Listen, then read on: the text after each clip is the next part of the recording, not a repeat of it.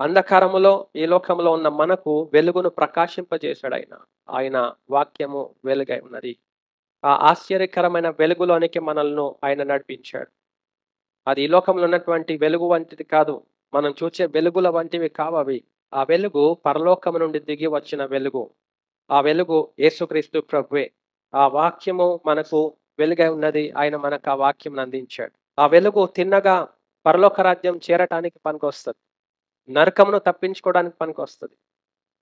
మన ఆత్మను రక్షించుకొని ఆ వెలుగు సంబంధుల వలె మనం జీవించడానికి ఆ వెలుగు మనకు ఉపయోగపడుతది.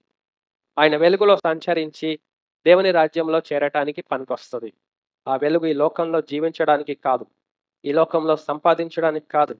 ఈ లోకంలో గొప్ప పేరు ప్రఖ్యాతలు పొందడానికి కాదు. ఈ లోకంలో మనుషుల యొక్క మెప్పు పొందటానికి కాదు.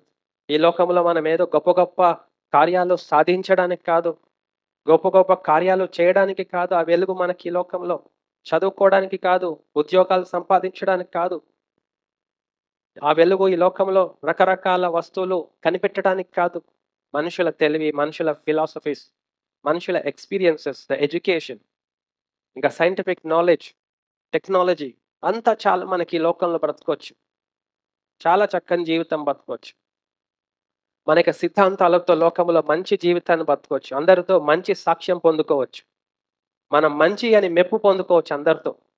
కానీ దేవుని రాజ్యంలో అడుగు పెట్టలేం. దేవుని వైపు చూడను కూడా చూడలేం.